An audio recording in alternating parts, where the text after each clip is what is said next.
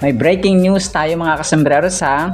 Tapos itong isa ay mapapalapit palalo si Alden kay Ma'am Catherine sa Antipolo Rizal at sa Bernardo family mga kasambreros kasi magpapatayo daw siya ng bagong McDo or pupwede no sa Antipolo Rizal mga kasambreros sa malapit sa bahay ng Bernardo family mga kasambreros and of course kay attorney. Pero i-confirm or i-justify pa natin yan mga kasimbres. Pero sa breaking news muna tayo una ha. Kasi panibagong collaboration na naman ni Alden mga kasimbreros. No? Kagabi ay pumirma na naman siya at nakipag-partnership, no? Nakipag-partner at nakipag-collaborate na naman sa Fintech Alliance. So ito po mga kasembreros, yung Fintech Alliance, sinerch ko po siya. Parang meron silang gagawin na naman dito na collaboration. So ang nakalagay na petsa dito, collaboration ng Myriad ni Alden at saka Fintech Alliance PH mga kasembreros, no? Yung play date na nakalagay dito sa likod ay May 17, 2026. So tapos run, parang something like that mga kasembreros, no? Ang Fintech Alliance po ay isang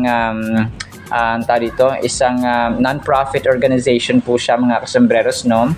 Na naglalayong tumulong or mag-support mga kasembreros sa financial using digital services, something like that mga kasembreros. And sinearch ko yung kanilang website mismo. Sabi niya dito ay we are fintechalliance.ph, a collaboration amongst strategic players in the digital finance space operating in the Philippines to articulate its aspirations as an emerging industry, to further stimulate innovation in order to better promote inclusive growth whilst creating an environment for interoperability to empower every Filipino. So parang parang myriad din siya mga kasembreros, no, na nag-hold sila ng events at saka collaborations para sa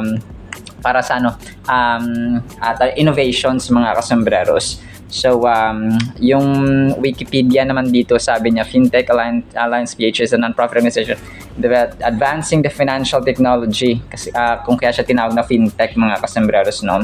So parang advancement using digital platforms and then technologies and then finances. So of course na may finances talaga yun mga kasembreros kasi hindi gagana ng isang organization or society kung walang pera. Nagulat ako dito, no? Talagang pasabog na naman si Alden mga kasembreros. Anak ko Alden ha, patapos na yung January 20. May mga nakalaang may mga nakalaang mga pasabog pa. So dito ay parang nagkamustahan, no? Yung may-ari ng Fintech Alliance Philippines mga kasembreros. So grabe, no?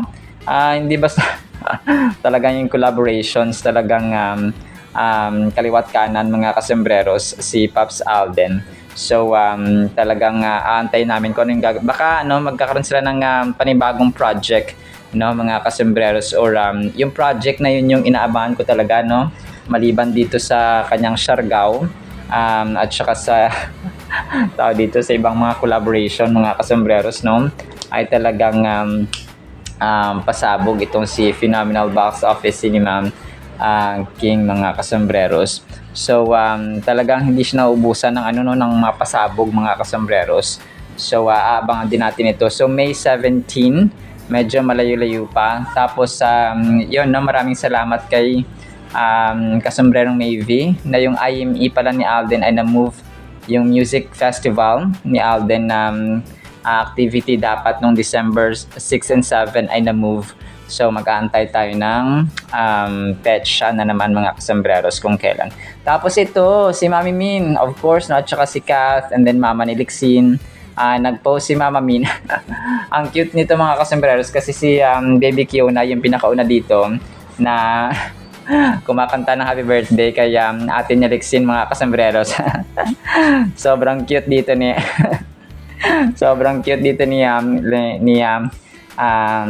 Kiona mga kasembreros. Tapos yung mga baby videos, no, ni Lexin mga kasembreros, yung mga sumunod na slide dito na pinost ni Mama Min mga kasembreros.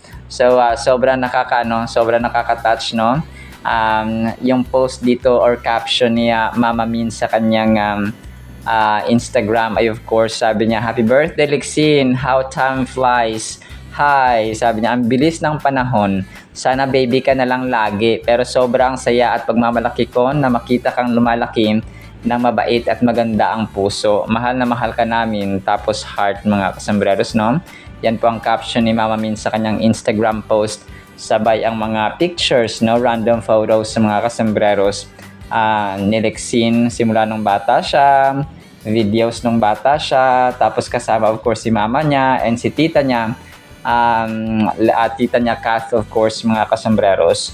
So kasama din of course yung mga ibang kapatid niya or ang ibang ibang part ng family of course si Papa Ted. Nandito rin po mga kasambreros. So marandam na siya. Alam naman natin no, kapag birthday ay talagang mga random photos, mga throwback photo. Mga throwback photos mga kasambreros. Gaya ng ginagawa ng mga normal na mga nag-birthday din po. So yung nahahalungkat yung mga dati pang mga picture dati pang mga pictures mga kasambreros. So yun talagang so January 25 pala talaga yung birthday ni Lexine mga kasambreros. So ngayon po ay 26. So kahapon mga kasambreros, hindi ko lang alam kung kumain ba sila sa labas or sa bahay lang sila mga kasambreros. Palagay ko sa bahay lang sila, no? Kasi anything naman ay pwede nilang gawin mga kasambreros ang lahat sa loob ng bahay nila. So order lang sila or magpaluto, no? So ganun. So yung mga pictures dito na iba ni Ma'am Kath, no? So random siya. Nagulat niya ako dito kasi may mga gumagawa sila ng parang parang parang pot no, something like that, or gumagawa sila ng mga pot mga kasambreros. Parang sa loob lang bahay nila ito, no? Para may libangan sila kunwari doon mga kasambreros. So but correct me if I'm wrong, no? Kung ito po ay nasa labas or sa loob ng bahay nila. Pero palagay ko talaga nasa loob ng bahay nila. Meron silang pottery area doon. Para libangan nila mga kasambreros, no? Kung gusto nilang maghulma-hulma mag-form mga kasambreros ng mga ito or ng ng mga pots mga kasambreros. Tapos yung View nag-post sila ulit ng panibagong parang interview teaser, parang quick fires, no? Or quick fire ng Aldin, no? Sina Sir Aldin at saka si Ma'am Nadine Lustre mga kasambreros. So parang may tatlong tanong dito kung sunset ba or sunrise. So si Sir Alden ay papareho ang kanyang pinili kasi nga parang magkaiba sila ng view. Tapos yung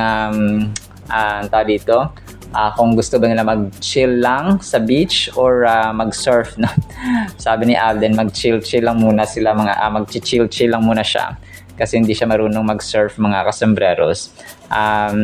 Pero kapag after ng Siargao na shoot nila, baka mag-try siya ng surfing after ng kung tuturuan siya ni Nadine mga kasambreros ng surfing.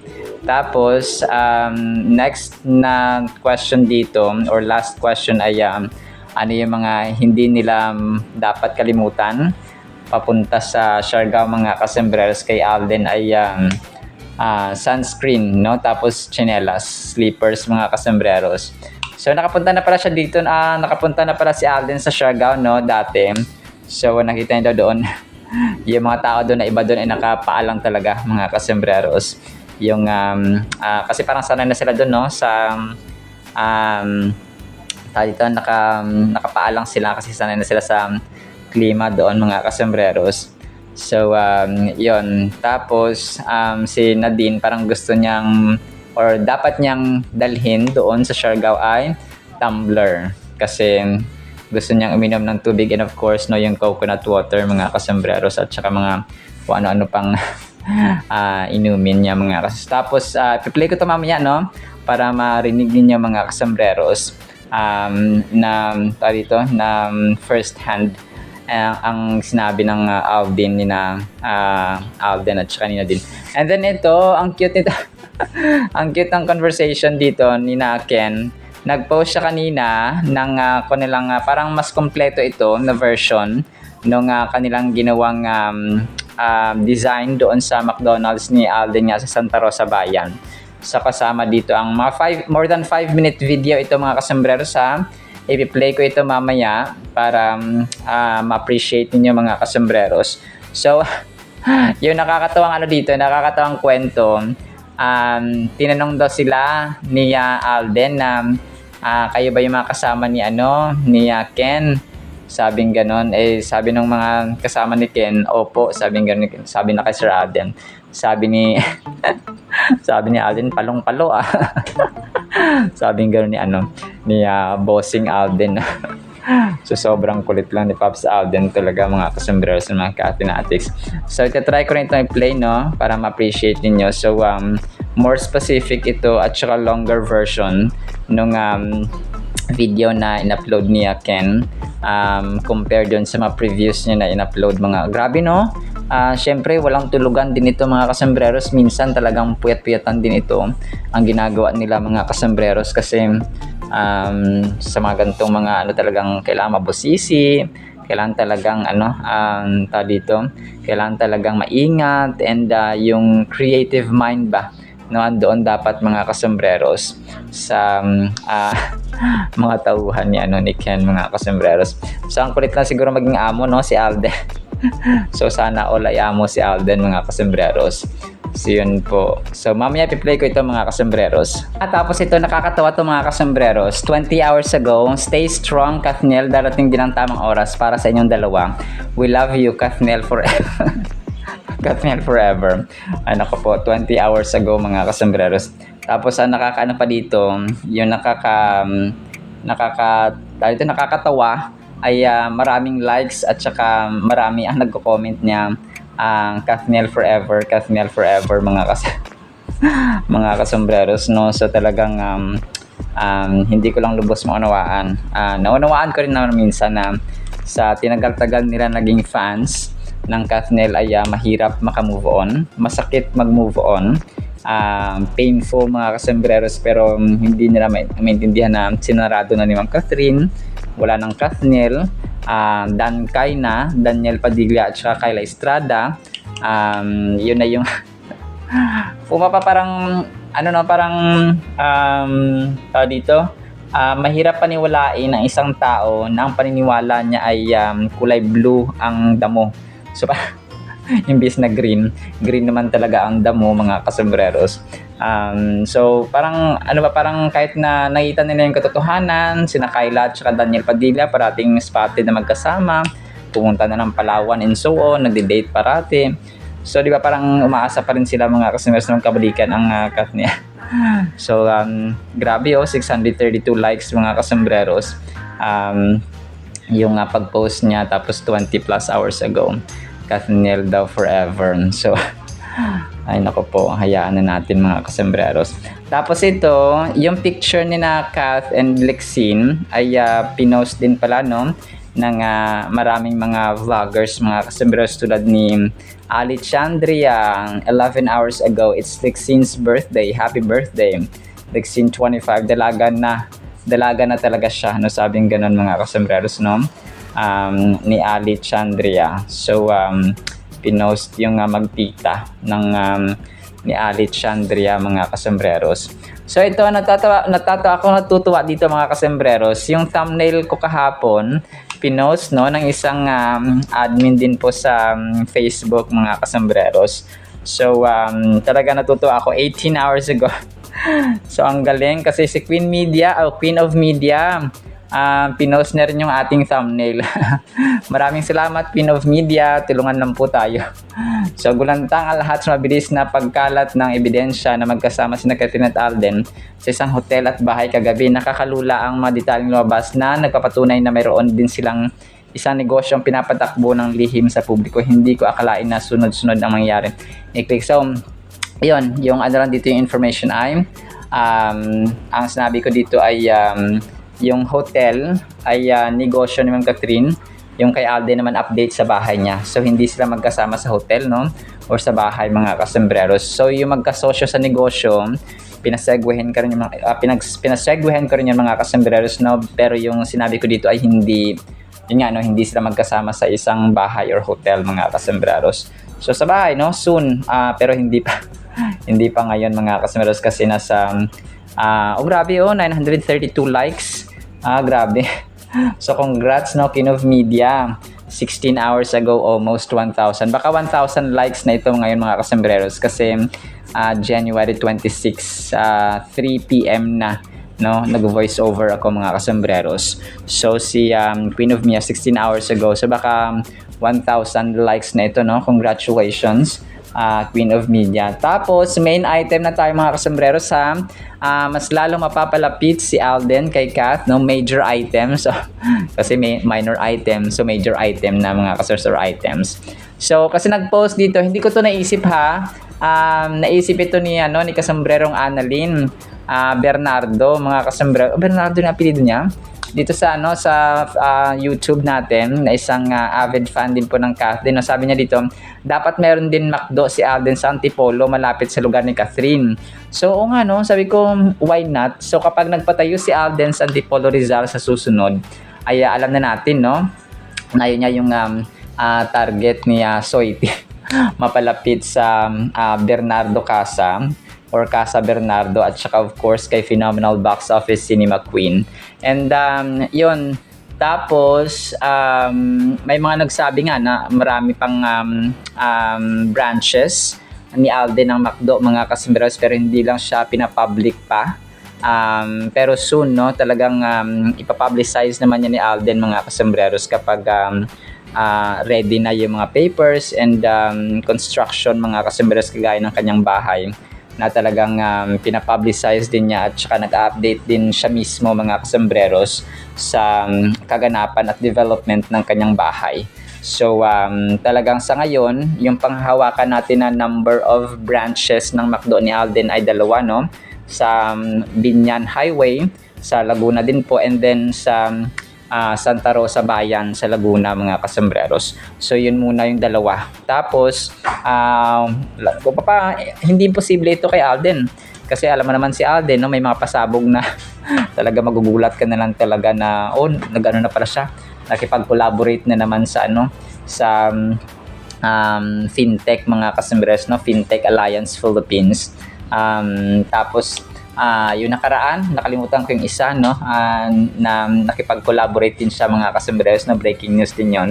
So maliban of course sa Siargao niya with Nadine Lustre, no, sa View, mga kasembreros.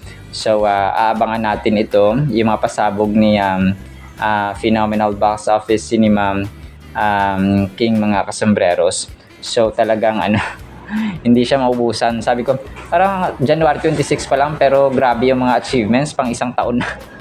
So yung iba nga, di ba, nahihirapan na makakuha ng bagong endorsements.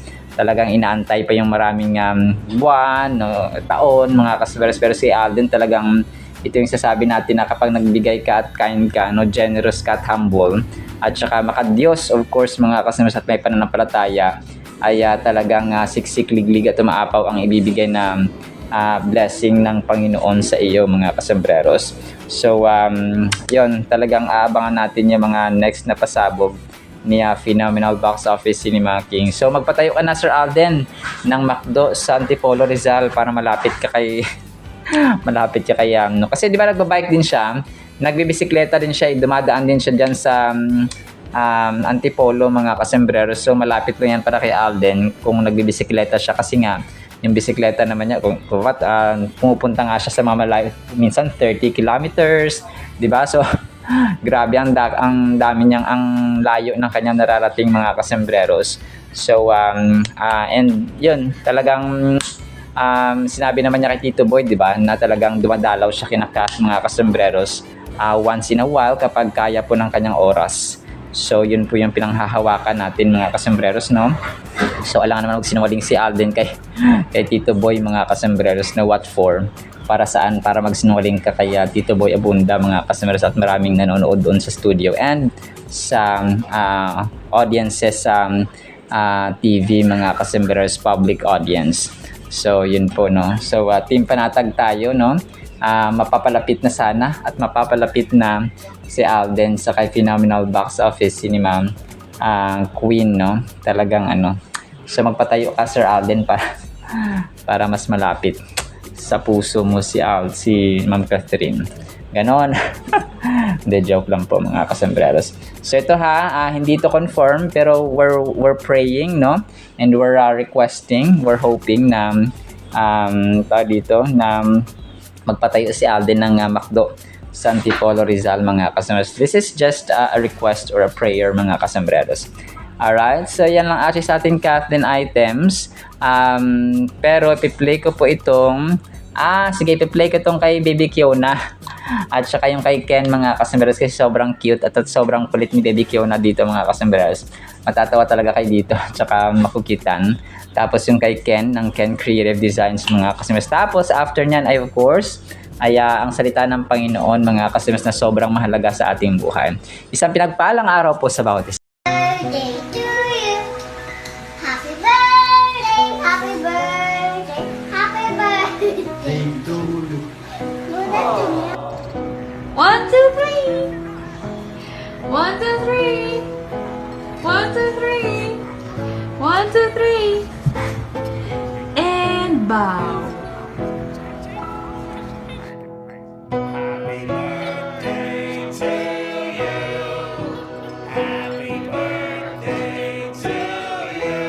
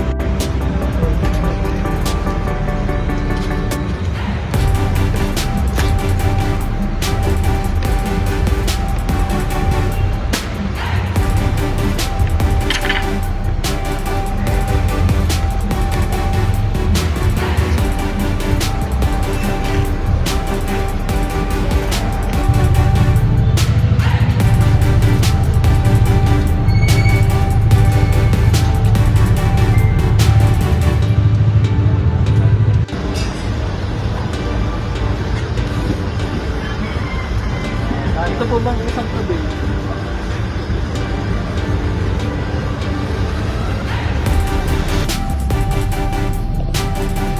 Gandang auto ha?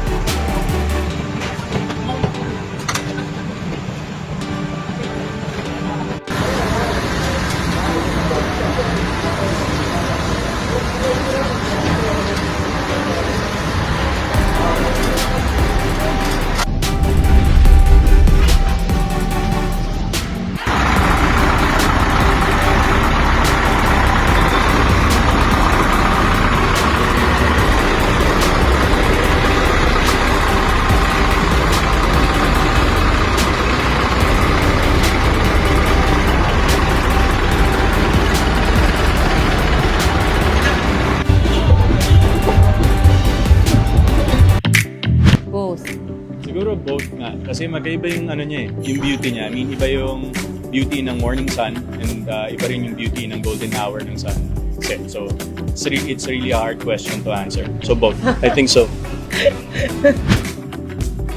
Ako, chill by the beach. Di naman ako marunong mag-surf eh. After ng shoot, Baka turuan na ako ni Nats. gusto ko both kasi mahilig na naman ako mag-chill sa beach. Yung, Yes. ano lang, yung tutunganga Ayan, lang, mga ganon, moments. hihiga lang. The art of But at doing the same nothing. time, exactly. But at the same time kasi, masarap din talaga mag-surf. Pero magsasurf lang ako pag maliit lang yung alon. No, that. Sunscreen siguro dahil iba na yung araw natin ngayon because of global warming. And chinelas. Chinelas all the way lang. Minsan nga yung iba, I mean, the first time I went to Siargao, yung mga batang nakikilala ko doon, Paa. nakapaa lang Si Chris, sila. nakapaa. Yes. Siguro slippers sa sunscreen. Ako, tumbler. Ah, Kasi, hindi nga water kasi for the coconut water, tsaka for the hojicha or all of the hojicha and matcha that I could drink on the island. Sobrang power po nitong Word of God, mga kasameros. Ang title natin ay Ihiniwalay ni Lord. Psalms chapter 4 verse 3, "But know that the Lord has set apart for himself him who is godly. The Lord will hear when I call to him." Napakaganda nito, mga kasambreros. Distinction. Ito po yung term or yung description, yung adjective, mga kasambreros. Distinction noun siya, mga kasambreros, no, na pwede nating dito, kumaga pa i-apply sa mga taong inihiwalay ni Lord. Distinct, kakaiba, different, mga kasambreros, unique ka, no? Kapag tayo po anak ng Diyos, we are considered to be unique. Distinct tayo, mga kasambreros. Ibig sabihin, we don't follow the norms of this world. We don't follow the patterns of this world, mga kasambreros, na kung ano yung uso, kahit mali, kahit immoral, kahit na masama, kahit kasalanan, kahit hindi pleasing sa harapan ng Panginoon, ay ginagawa. So, hindi po tayo ganoon. Okay? Hindi po tayo, kung pa yung pattern kasi ng mundong ito, go with the flow, no? Go with the majority, go with the trend, go with the trends, go with the virals, mga kasambreros.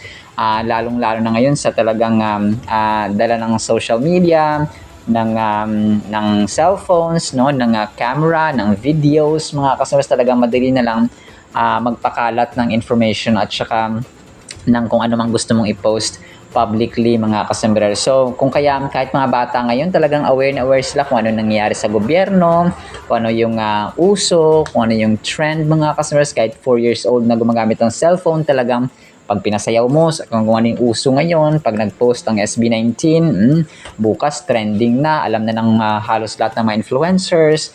Pag nag-post si Ma'am Sara or sino man dyan, mga kasus, no? So, may advantage at saka disadvantage naman ito, mga customers. Depende sa kung paano natin gamitin. So, kagaya natin, no? Talagang aware din tayo sa mga kaganapan ng Cathden.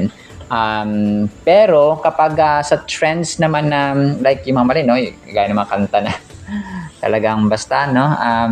Ito pa, isa sa mga napapansin ko, dati yung yung ginagawa to ng karamihan ngayon eh. Let's say yung ginawa ng influencers at saka ng mga artista, yung mag-asawa, let's say buntis na tapos 9 months or malaki na yung tiyan ng babae, mga kasunas, no?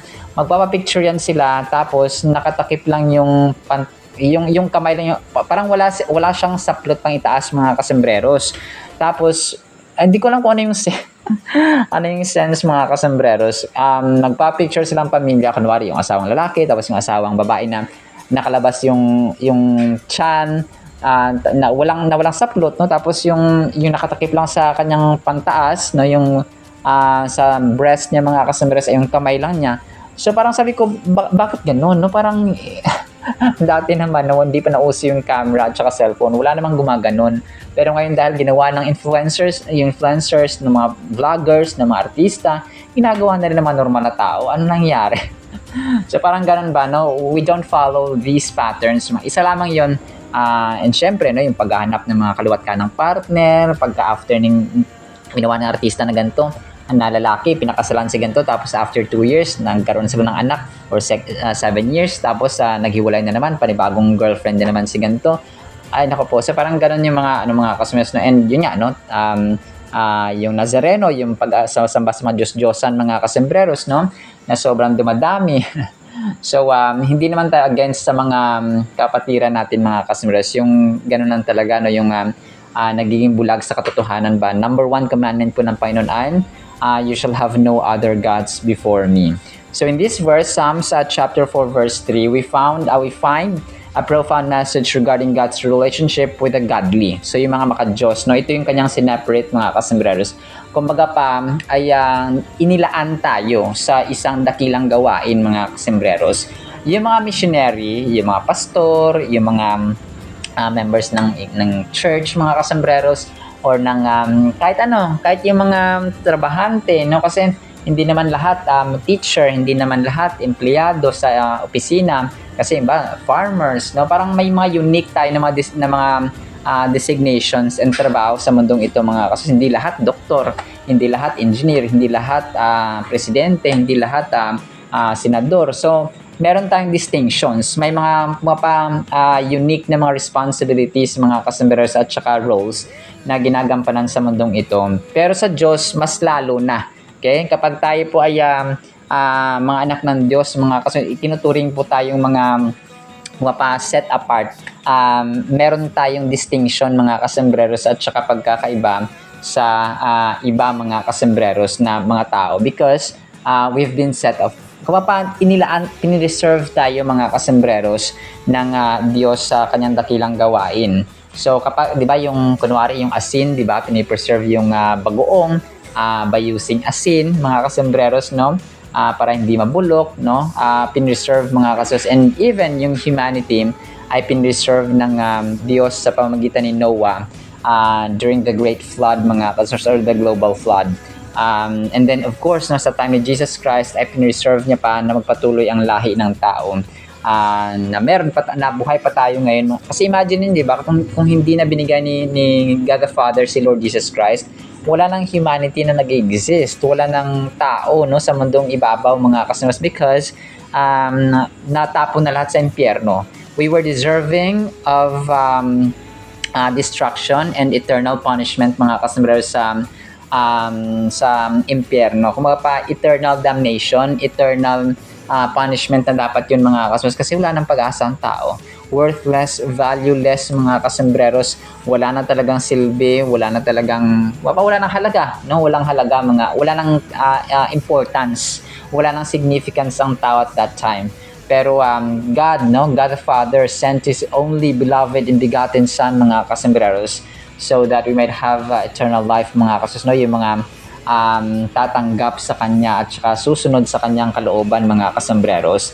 It starts with a clear call to recognition, stating, "But know the Lord hath set apart him that is godly for himself." No?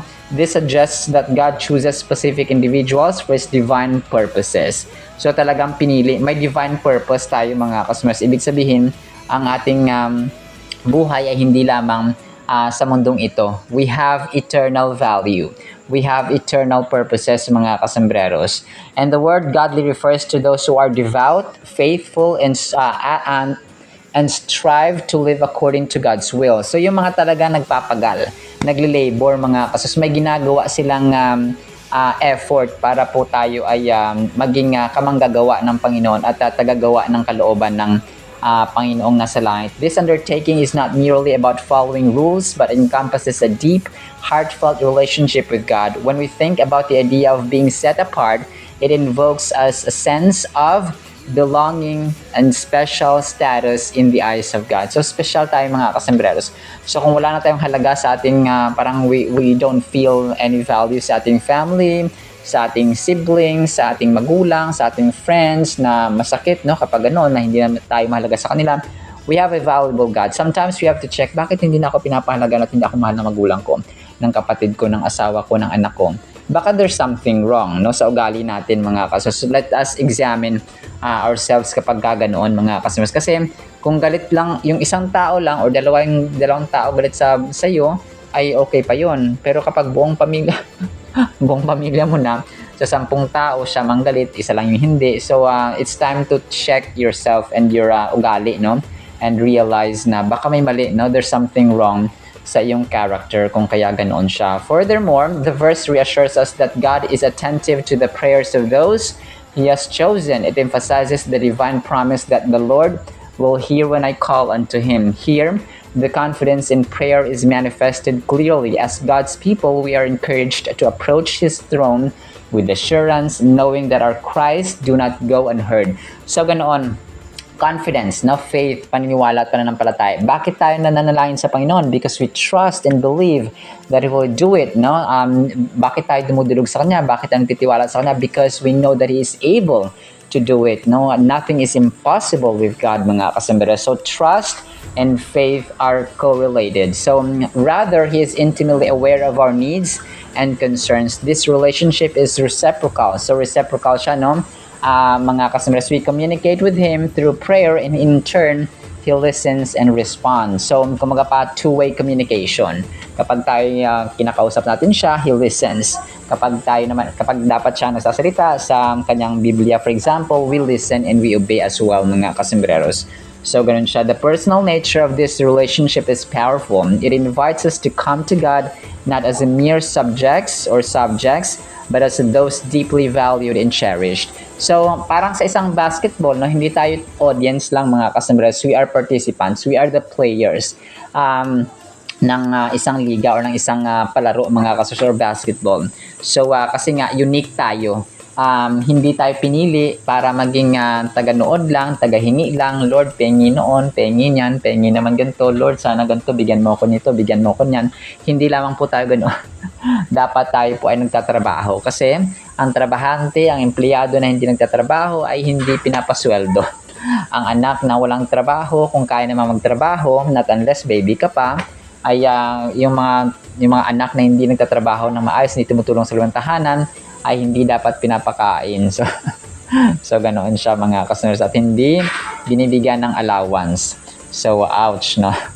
So pero hindi po tayo dapat ganoon, ha, kasi we are being chosen and separated by God, mga kasunod, kaya inihiwalay niya tayo.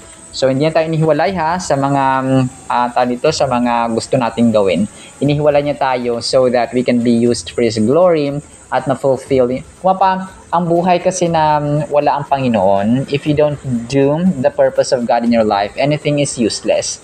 So kung parang magkaroon ka man ng 10 kotse, isang bahay na worth 1 billion, or magkaroon ka man ng 100 hectares na lupa, kung wala naman ang Diyos sa buhay mo, useless din po ang lahat, mga kasimbrers, no? Kung kaya blessings naman yung mga ganoon, mga kasimbrers. Pero kung wala si Lord sa buhay mo, wala kang panahon sa Biblia, wala kang panahon sa panalangin, so useless, na kumaga pa, walang halaga ang lahat ng iyan. So dito magagamit mo siya sa mundo, pero after life ay wala na. So kumaga pa, merong eternal consequences yung lahat ng ating ginagawa dito sa mundong ito, mga kasus. May eternal consequences, may eternal punishment, or may eternal reward, mga kasus, kapag tayo po ay ginawa natin ang kalooban ng Diyos habang tayo po ay nabubuhay. So definitely, dapat gawin natin ang kalooban ng Diyos habang tayo nabubuhay sa mundo ito, so that the reward or the eternal reward will be waiting sa ating mga customers kapag tayo po ay pumanaw na sa mundong ito. Alright, so salamat sa ating Word of God, ha. Nawapay pagpalain po tayo ng pag-ibig, pananampalataya, pag-asa, at desisyon na sumunod sa Panginoon, because we have been distinct, inihiwalay niya tayo for His glory and purpose. In Jesus' mighty, holy, sweet, magnificent, awesome Jesus Christ is His name. And everyone will say Amen and Amen. See you sa next segment, mga kasambarasan. Paalam po. I love you.